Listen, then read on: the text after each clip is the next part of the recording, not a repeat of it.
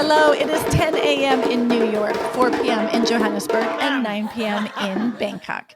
Welcome to In Transit with Sundae Bean. I'm an intercultural strategist, transformation facilitator, and solution-oriented coach. And I'm actually really in transition right now as I sit in a temporary apartment as we just landed in Switzerland.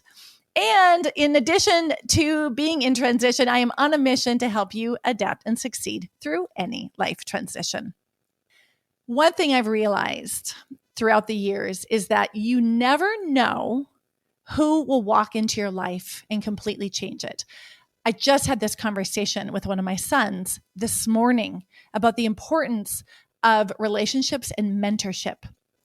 And what started as a simple, informative 1.5 hour workshop turned into a 1.5 year mentorship. And it has been transformational for me. And I don't mean transformational in a sense of you go to bed a caterpillar and you wake up a butterfly. I'm talking about a slow one that is cell by cell, one by one, and is still ongoing and so much further to go. So it is my absolute heartfelt pleasure to have my mentor in equity-centered leadership here today and author of a recent hit, the anti-racist business book, Trudi Lebron. Welcome to In Transit today. Thank you so much for having me. I'm so happy to be here. It's been so incredible to get to know you and to watch your journey and the impact that you're having on so many people's lives. I'm just so excited about the work you're doing because it is literally changing the trajectory in which we do business, and specifically for me, when I watch the coaching industry. So it's so amazing to watch you walk with integrity and live everything that you teach. So before I get into more with you, Trudi, I'm going to say more for our audience who isn't as familiar with your work. Trudi Lebron is the CEO of Script Flip LLC and a creator of the Institute of Equity-Centered Coaching. By the time Trudi was 16, she had 2 children and had dropped out of high school. As you can imagine, she says all odds were against her, but that is not the case. Trudi today runs a $1 million coaching and consulting firm, helping entrepreneurs and coaches build anti-racist businesses and become equity-centered coaches, and as well as leaders through her certification programs, consulting packages, and executive coaching. Trudi holds a BA in theater, a Master of Science in Psychology, and is currently ABD in a PhD program in social psychology. Needless to say, Trudi is the real deal. So Trudi, it's so wonderful for us to connect. It's been a few months since we've spoken. I have mentioned this to you before, but I want to mention it to the audience as well. It's kind of a behind the scenes thing that happened for me when we started working together. And it says something about this idea of transformation.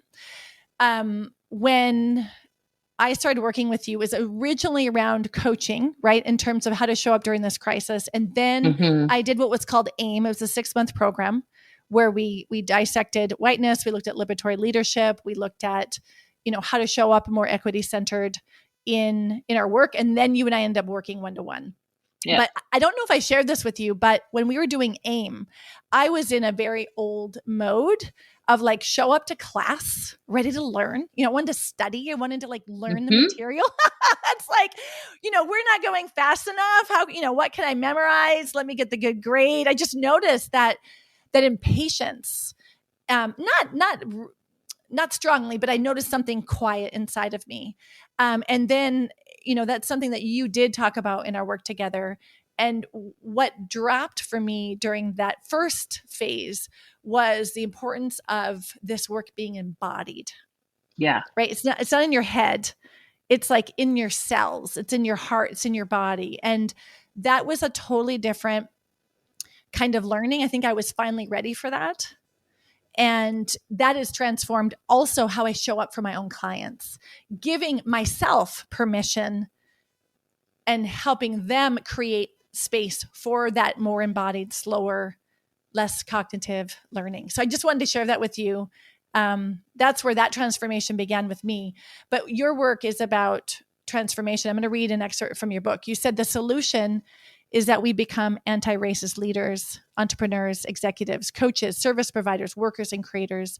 It's that we see our work as a piece of the puzzle to creating a more equitable world, a world where a person's life outcomes are no longer statistically predictable by their race and their zip code. It requires a transformation of the way we do business. So, Trudi, how did you go from your childhood upbringing to being someone transformational in the business space and coaching space? I think for me, it was being raised in a home where my mom was very justice oriented and worked in nonprofits, and I was literally raised in nonprofits. I would go to work with my mom. I would take all the summer camp programs and like all the after school programs, and literally like every program that this agency offered. I kind of was raised through it, and I didn't know anyone who had their own business. I only knew people who worked in businesses and who were like leaders in nonprofit spaces. That was like, and like teachers. That was the only people I knew. And so I grew up thinking that I would be, probably work in the nonprofit world, and I did for a long time. And I really started to bump up against my dreams, honestly, right? Like my mom used to pick on me all the time because she would say that I had a lobster appetite and a fish stick budget because we grew up, like lower, like working class people, income unstable at times, all kinds of things. And so, but I wanted a big life. Like I wanted Mm-hmm. to travel. I wanted to have nice things. I wanted to dress in like fancy clothes. Like I wanted to eat at fancy restaurants. I don't know where those things came from. Probably just TV. I didn't know people who Mm-hmm. were doing it.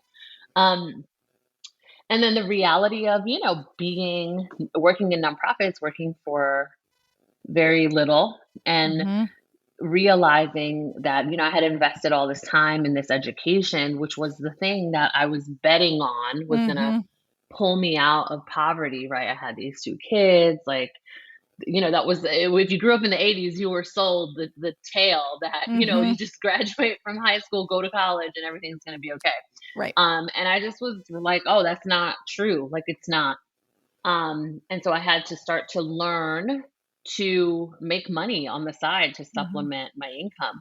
And so, when I was in college, that looked like being a teaching artist and driving all around the state and teaching theater classes. And then when I was in, working in nonprofits and had accumulated a good degree of experience and education, it was, consulting and going into places and training.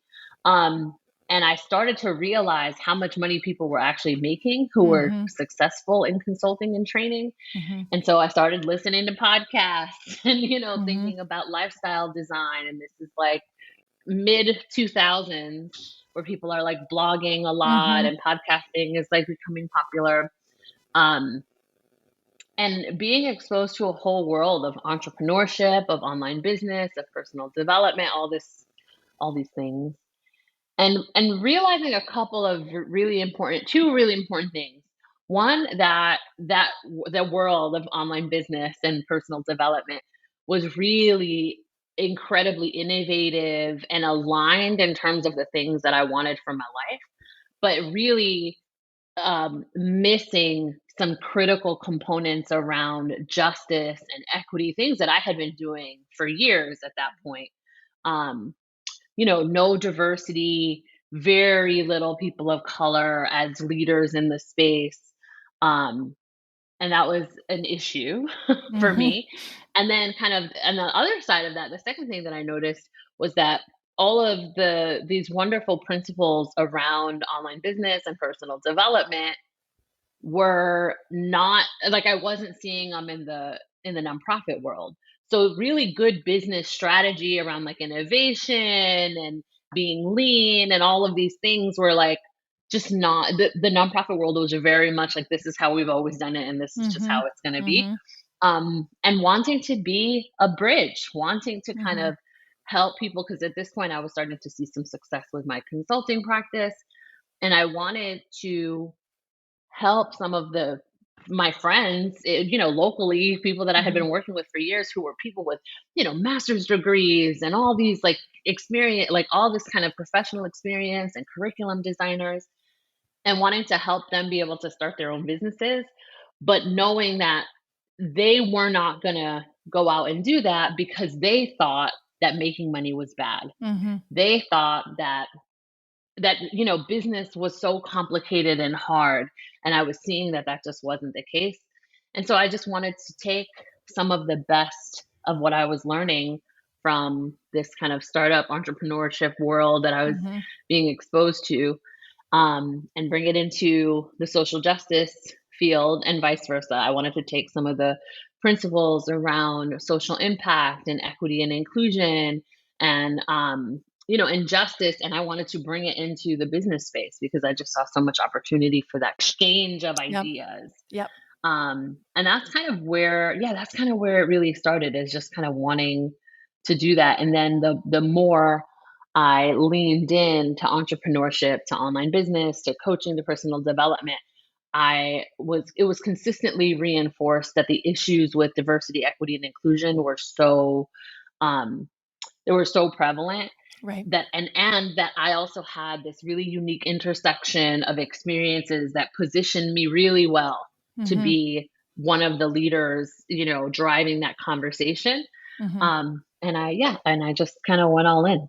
It's wonderful. No, it's wonderful and so important, right? Because when I think about when we learn strategies, let's say for business owners, and then we share it with our clients, we're actually replicating the bias that is Right. handed to us, right? And one of the things that you do really well is saying some of the strategies that are recommended to be successful in business just don't work for everybody, right? and Right. and I think we have a responsibility, right, as business owners, as service providers, um to do justice for people's integrity, for people's humanity, and Yeah. for the diversity of life experiences. And that is what I think. And you outline that really well in the book. I'm gonna plug the book many times shamelessly throughout this Amazing. podcast. Thank you. You haven't asked me to, but I will do that gladly because you mentioned that in the book, about what is missing in the conversation. And so if people are missing in the conversation, obviously there's important elements of the conversation that are just unspoken. Right. And that can, 100%. yeah, so that's what I think you do so well. And what I love about your life is you talk about radically imagining a world that's different from what we created, and you're doing it. And Mhm. the other thing that I'll add is that when you're trained in like adolescent youth development, um, not like nonprofit work, program design, all of these kinds of things, in particular, diversity, equity, and inclusion, you start to ask questions as part of your regular practice. What are we not seeing? Who's not at the table? What are we assuming in this decision? Like this real practice of inquiry Mhm. that that it was so natural that when I started to be more in business and entrepreneurship, I was bringing those questions that hadn't been asked. And so Mhm. what happened is that I became this filter Mhm. of, learning things from people who didn't have that kind of experience, and asking those questions myself and filtering out like, okay, this is the stuff that's really embedded in whiteness and Mhm. toxic capitalism and oppression and exploitation, but here are the lessons that are worthy, that if we start to like add some of the other things that we know, we really get something new, and that it would like serve way more people. Right. It's wonderful. So you mentioned a few concepts there, and I think so everybody's on the same page. It would be important for us to have a shared definition of some of them. Hmm. One of them is equity, right? And Yeah. the other, anti-racism. We can talk about toxic capitalism and liberatory leadership in a little bit, Yeah. but let's start with some of the basics. Do you mind just giving your definition of those two concepts? Yeah, so equity is about the things that we do to help people get to the same place. And so I like to talk about equity in contrast with equality, which is something that we are all very familiar with. Equal is about everybody getting the same thing. Equity is about helping people get to a place where they have the same thing. Because Mm-hmm. just because you give people the same thing doesn't mean that they can use it the same way, or that that's going to get them to the same places. What we know, if you know more than two people in Mhm. your life, you know that not every strategy works for every person the same way, right? Some people need a little bit more support to get to the same place. So Right. equity is all about the things that we do to help people and to create environments and systems where people can get to the same place. And oftentimes, on a grand scheme, the same place, this idea that, we live in a world where people's outcomes are not predictable by their race and zip code, means that, that we all have access to a life where our Mhm. basic needs are more than met, right? That we Mhm. all have like housing and education and food and all of the Mhm. things that we need to just have good lives, enjoyable lives.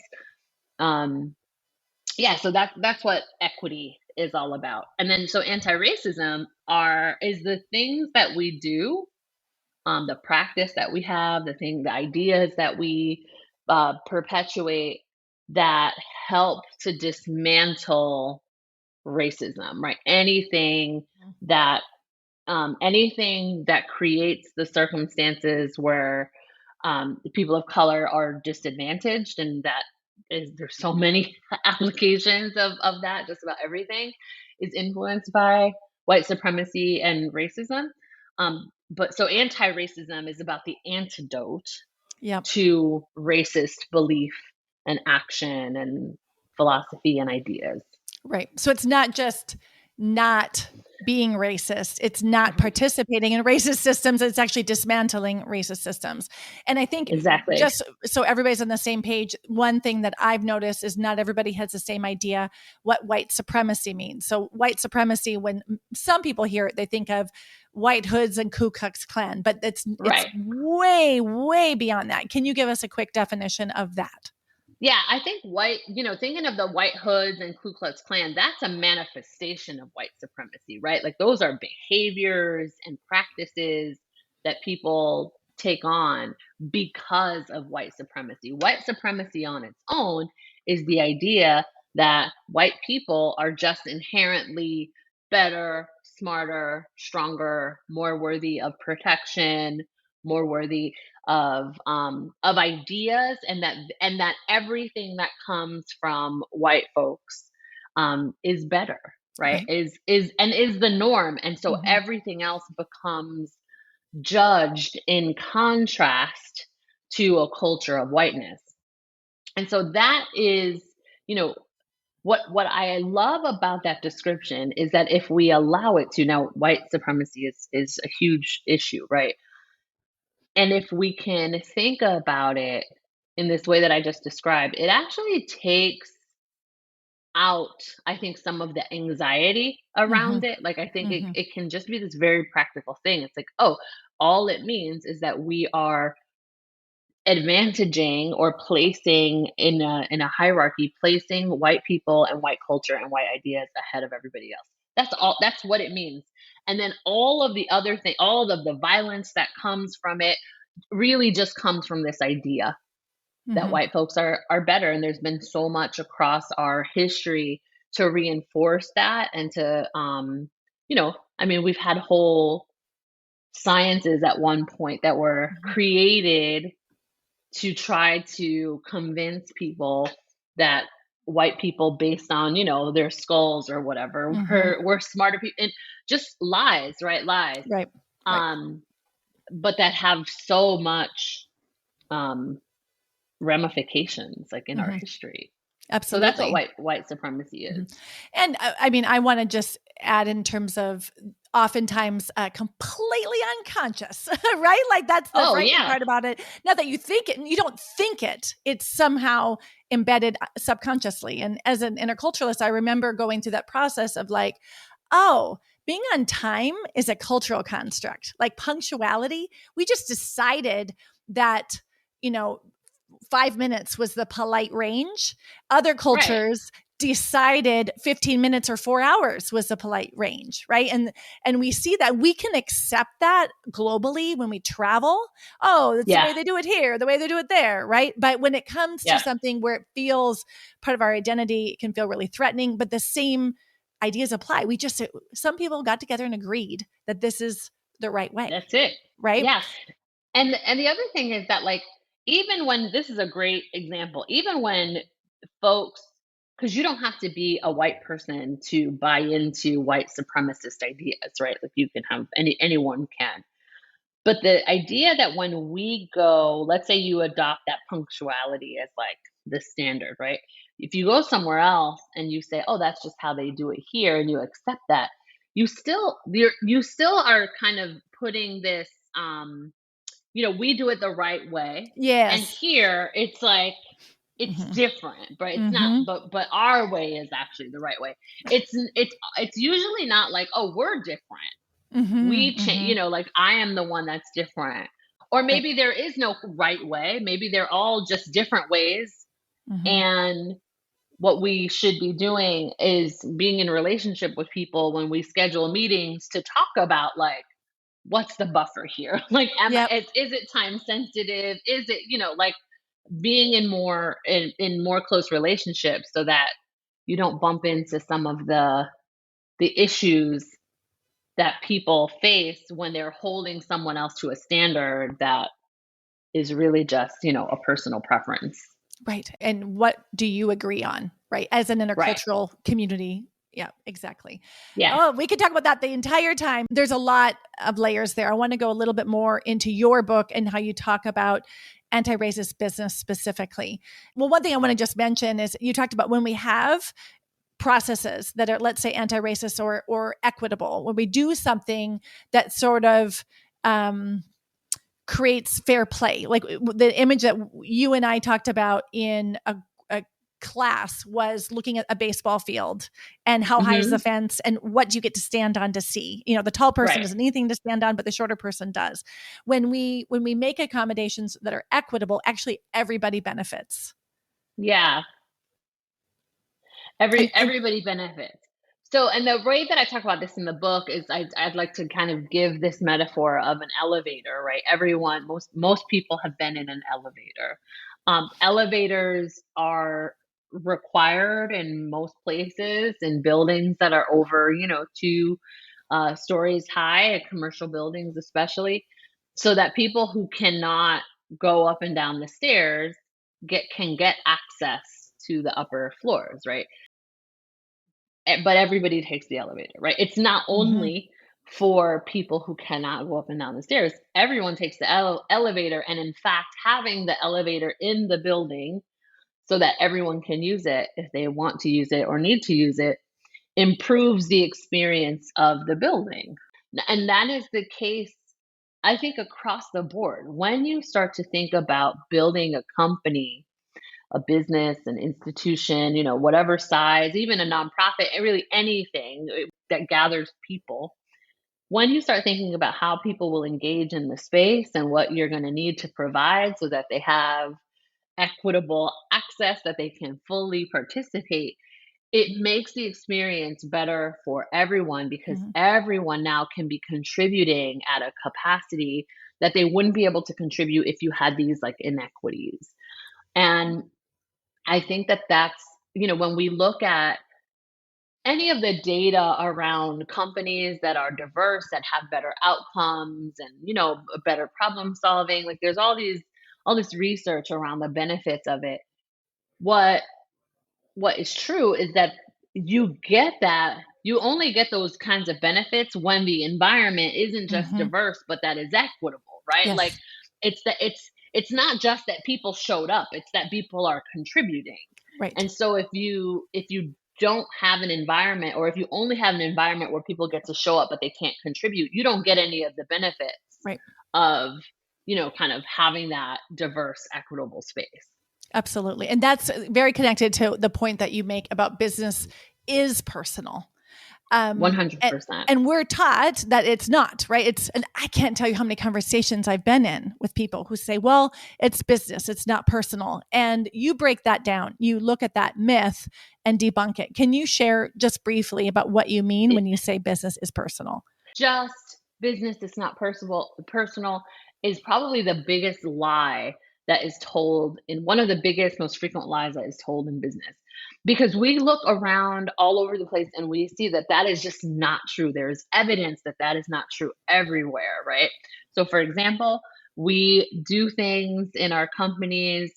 A lot of times when people are starting businesses, they're building businesses based on a passion or a personal thing that they feel connected to. And so they want to go out in the world and solve a problem or fill a gap in the market. It's something connected to them personally. When they're building a team, they're looking for people who are not just skilled, but who they are going to like to spend time with, right? And they believe in. We get to know our colleagues. We know our colleagues' partners and children. We ask about the weekends, right? We go and make business deals over dinner after talking about, like all kinds of personal things. So business is extremely personal. Also, the implications of business are personal. When you show up, it's only personal because it pays your bills, pays your rent, right? feeds your family, 100%. right? Like it helps fund if you want, further education. Like there's nothing more personal than that.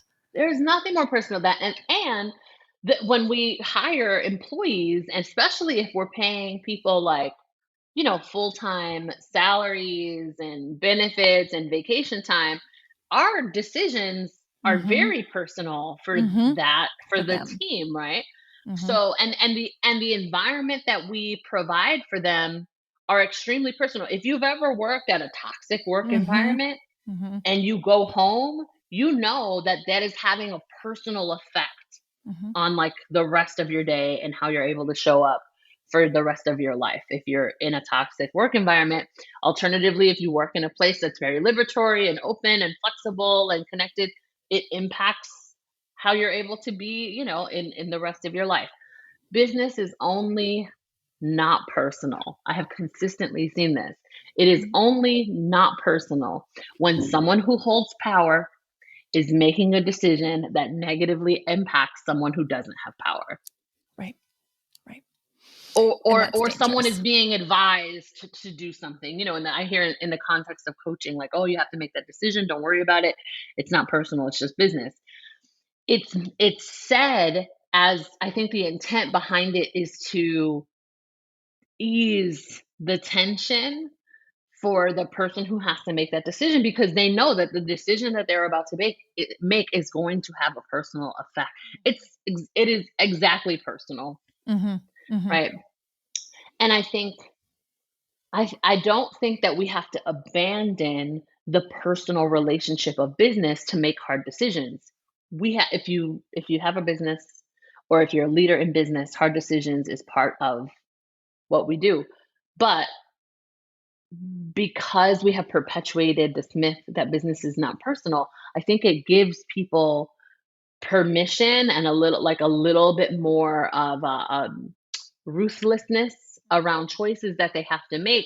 And it gives them a cognitive out. Like it gives them this out that they're like, oh, I actually don't have to worry about that because that's not my responsibility. It's just business. Right. Absolutely. But what if we didn't, right? What if we say, oh, this is personal. I still have to make the choice, but how does that impact the way I show up for that choice? How does it impact the way that I communicate about that choice? How does it communicate, or how does it impact the way that I create a buffer around this decision to lessen the impact? If we allow business to be personal, and if we see the personal impact and kind of personal relationships in our hard decisions, we show up for them differently. Yep, totally. We allow humanity. 100%. Absolutely. So I think you do the same thing when we talk about capitalism, that when people criticize capitalism, they're not actually criticizing capitalism. They're criticizing toxic capitalism. Yes. Right?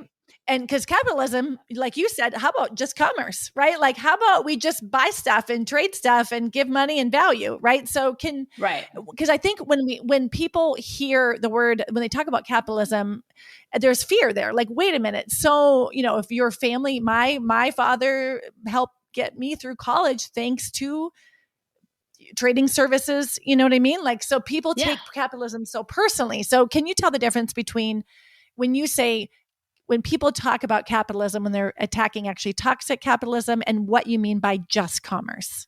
Yeah. I totally get the feelings around capitalism. It is complicated. And of all of the book, that chapter took the longest for me to write because of the research that was involved in that chapter and because of the work and intention that I wanted to put into translating. Mm-hmm. Because it is a lot of language. There's a lot of Yep. words and a lot Yep. of policies and a lot of things. And what I was able to distill is that, basically capitalism it's a terrible word because it includes way too many things that are not oftentimes that are not similar, right? So capitalism can, can be and is just an individual person's ability, like legal right to start a business and charge. Right. Just that. Just That's it. understand that that is not the case in some places. That you can't just open your doors, hang a sign, Right. and just like and be Right. open for business. That's not the case everywhere. So the fact that we can do that, that those of us who can, that we are able to, is a function of capitalism.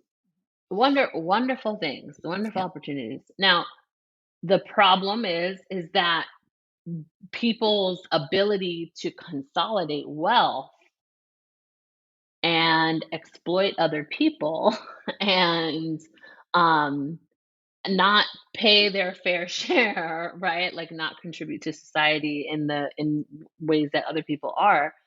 That is also a function of capitalism, right? So when people say, oh, like I can't stand capitalism, capitalism is the root of all evil, it's the idea that we do have laws that allow some people to exploit other people. I just think that it's really important that we're clear on the parts that we want to, that, that are most insidious, and that we are clear about the protections and rights that having an economic system that allows us to just start businesses and take care of ourselves independent from the state, that there are good things in that. So this is why I'm a pretty firm stance on, I don't identify as an anti-capitalist.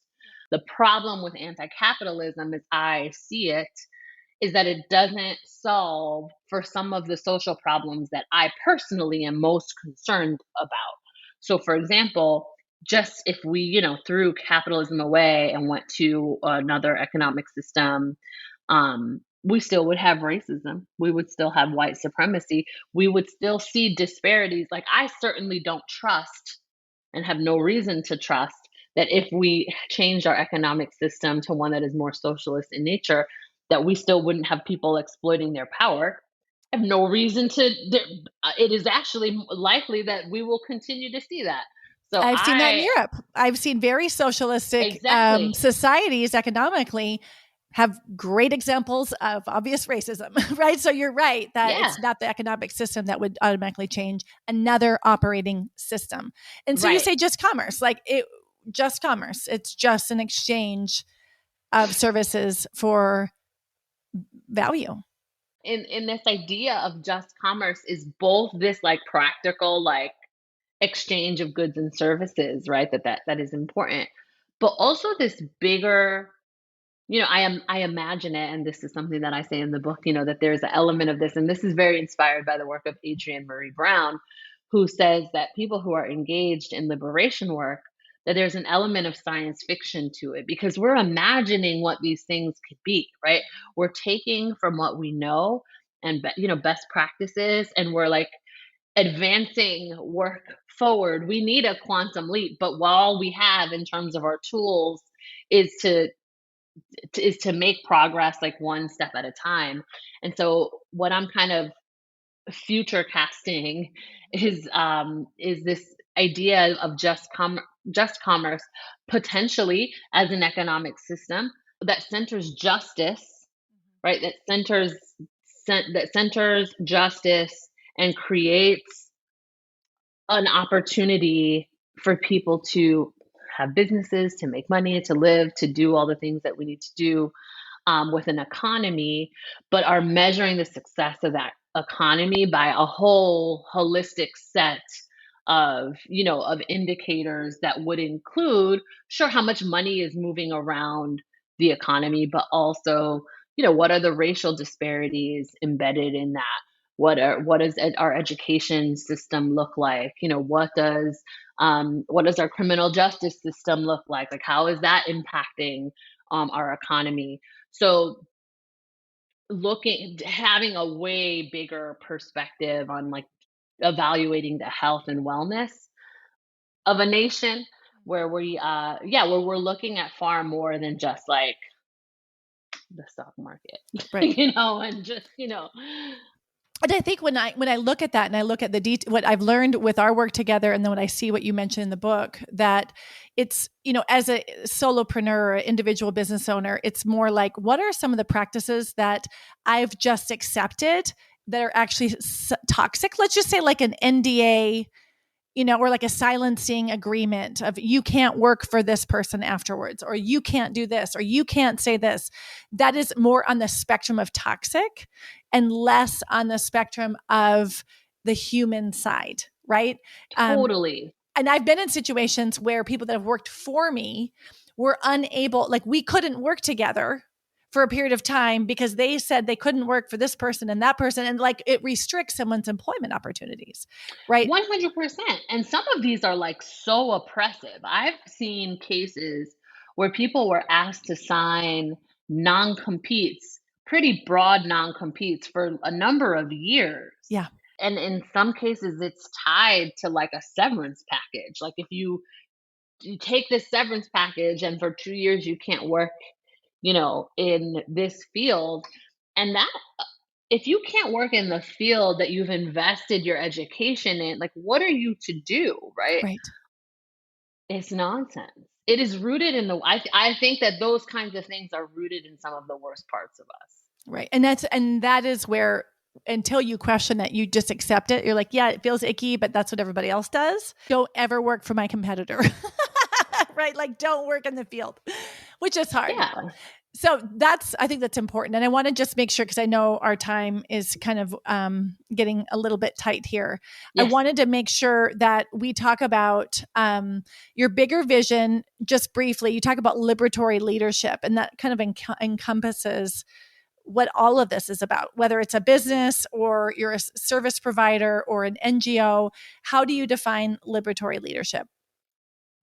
So again, this is one of those areas that is like really formative, right? And so I think about liberatory leadership right now as this way of being, this style of leadership and style of organization that centers not only your own liberation, but the liberation of other people.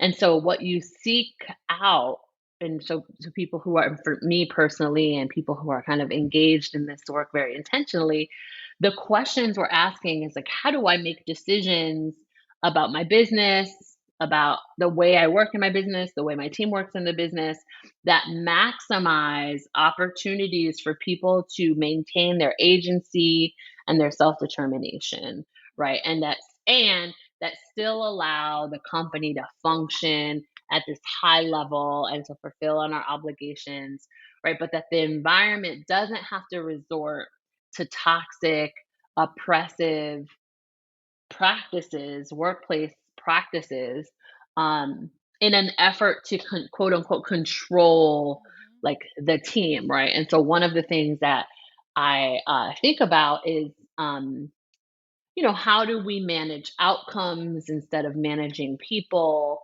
how do we create schedules and ways of working that allow people to kind of take care of themselves during the day, whether those are, that have kids at home or appointments, how are we most flexible while maintaining just this high degree of without compromising the way that we function, and continuing to call into question, and really think about why am I making decisions the way I'm making them? Where did they come from? What am I assuming?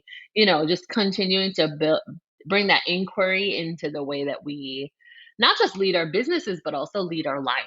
Absolutely. And my guess, and I would love to see some research on this over time, my guess that those who are working within a liberatory leadership framework are more committed, more engaged, maybe healthier, maybe stay longer, retention.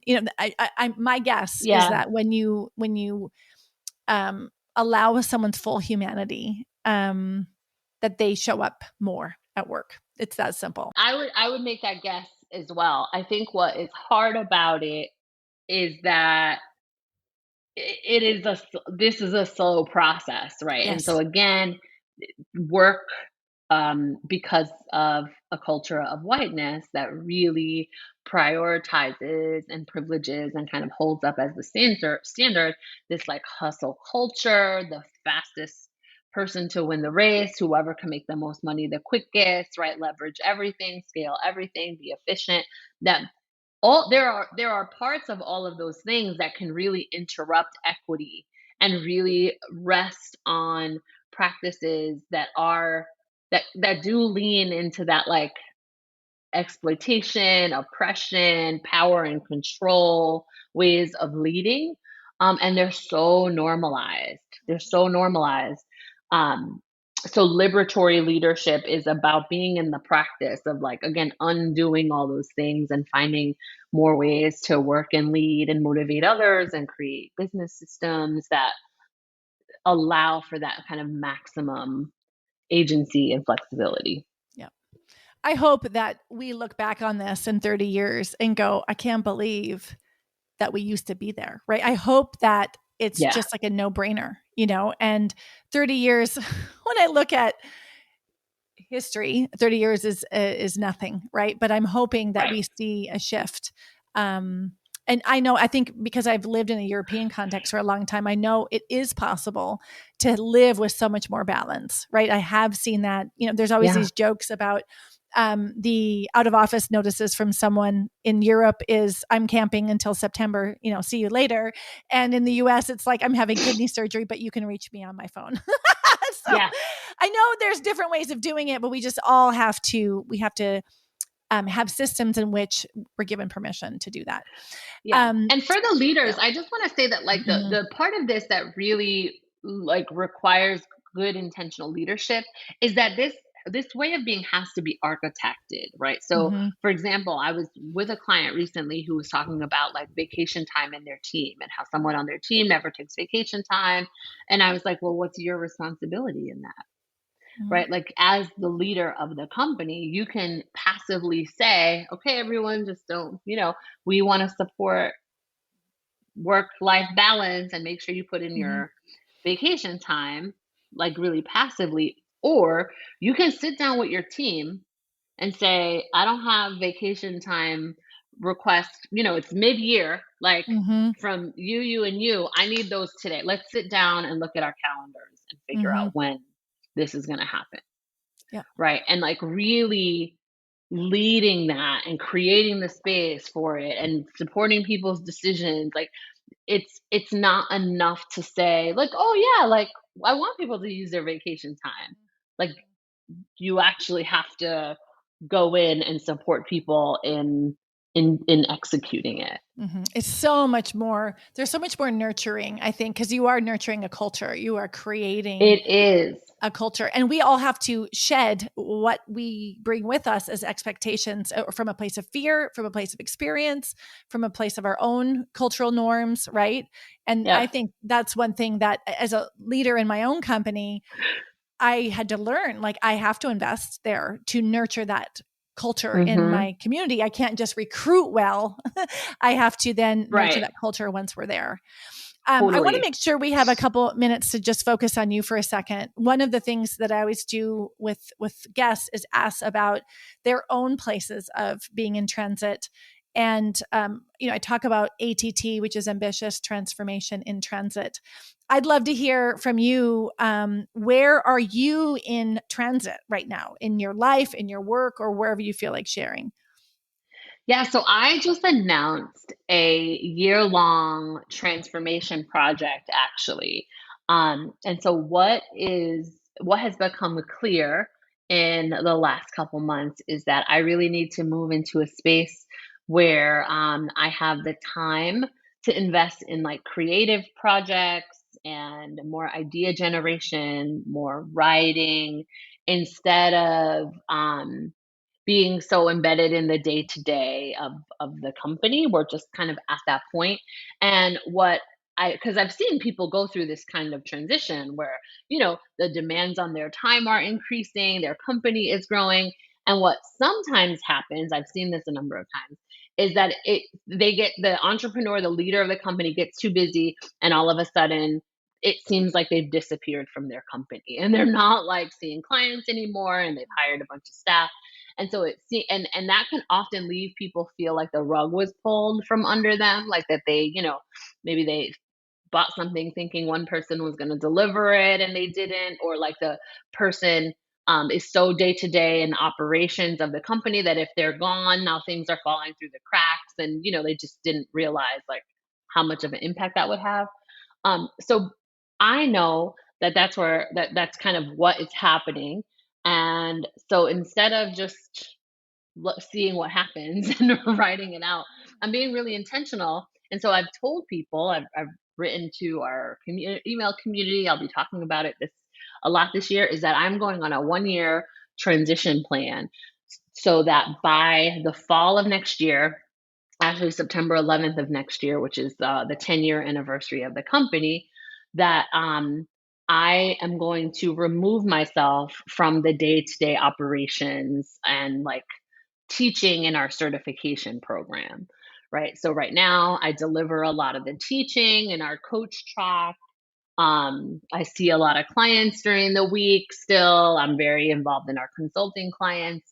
And I want to reduce the number of hours I spend coaching within a year by like 70%. 70 between 50 and 75% of my coaching hours, coaching, teaching, facilitating, will be cut. So I'll have about 25% of what I do right now that will be dedicated to a mentorship that I run called the Liberatory Leader Mentorship. And so I'll continue to do that, and like a couple of strategic um, kind of coaching partnerships with our bigger, like more complex projects. And then we're going to kind of train our, not train, but transition one of our team members into more of an operations director role to kind of run the day to day. We'll add some teaching staff to our, we'll add faculty members to teaching. So that's a big transition that I'll be navigating and that I really want to do transparently over the course of the year. So this year will be a lot of that, a lot of work, a lot of all hands on deck. Um, and then I'll take 8 week sabbatical at the end of the year. So once we'll have like a big 10-year anniversary celebration, and then I'll take 2 months off. Um, and when I come back again, it'll be in that role of visionary, creative, kind of strategic thinker, still CEO, but with someone who's really kind of running the day-to-day operations so that I can kind of be thinking about growth and doing more speaking and writing and things like that. So that's a year-long transformation that we're just kind of That's a rolling lot. out. What are you doing to shape that so it's going in the direction that you envision? Like for you personally, like Yeah. as a person. So what that looks like is we've like rearranged our schedule so that I have really clear times that I'm like teaching and with clients. My availability is like really clear. And then we have the days that I'm not. The task is going to be that when I'm not, that we try to the team tries to kind of run things without me. So like kind of putting these scaffolds in place communicating with clients to set the expectation with clients, really over serving the clients that we're going to have this year, because the idea, we're about to graduate our first class of students, like officially. And so we'll have some of those people are going into, not just a couple of people who have been through our program are going into like a fellowship so that they get like mentoring and training to become faculty members. So like really having this intentional training of people to be able to deliver the content with this clear intent that they're going to like kind of take over these classes. So that's a big one. Also being real intentional about my downtime. So I started something a couple months ago where I email our community every Friday and I'm like, hey, here's my weekend practice. Like, this is kind of what I'm doing. I'm reporting out on like if I worked too much or planned work or like what I'm.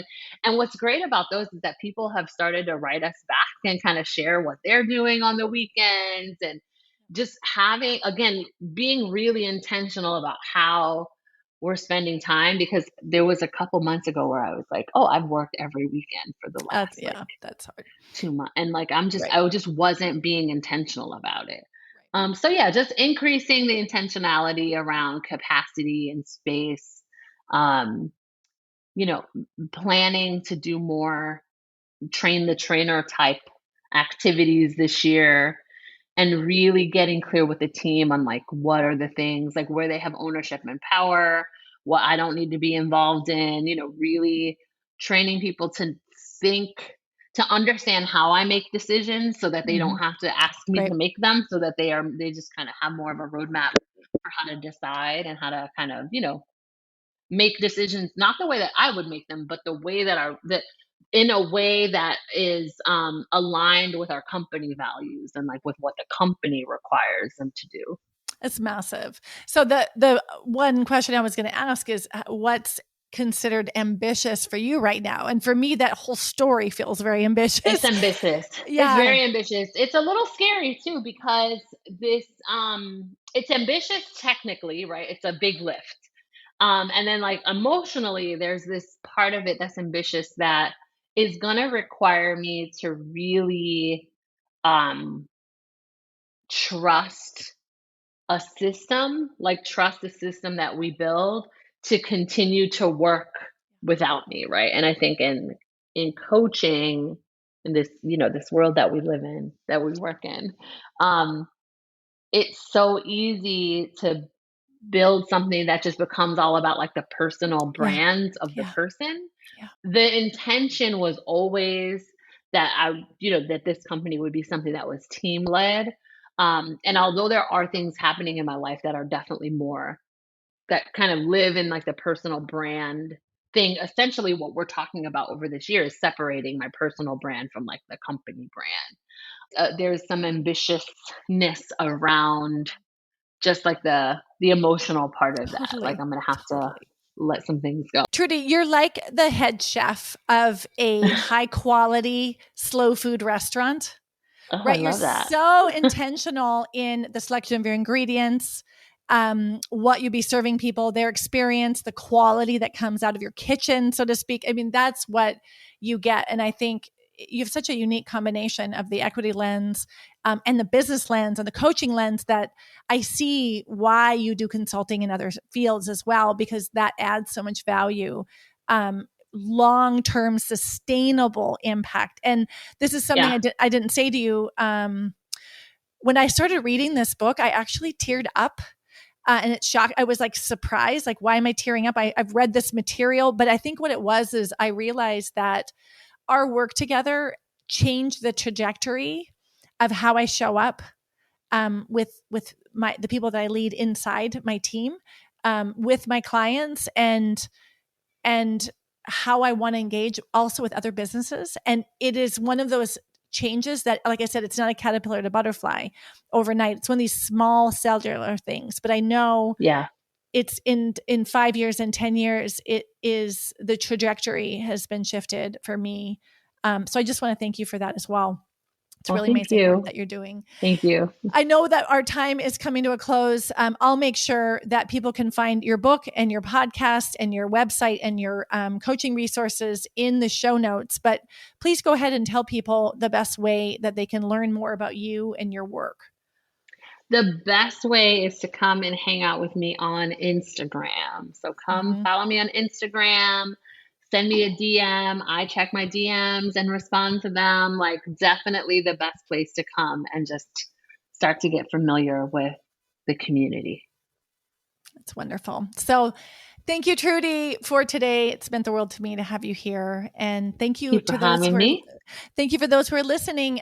This is a lot. If this is new to you, if you are new to this context, I encourage you to check out Trudi's book, her podcast, her Instagram, all of that, and hang out in the space. You're going to learn a lot in a way that is truly transformational. You're here with me, Sundae Bean, with In Transit. And I'm going to leave you with a quote that I found at the start of Trudi's book by Angela Davis. And I know it's something that Trudi lives by based on what I've seen. You have to act as if it were possible to radically change the world. And you have to do it all the time.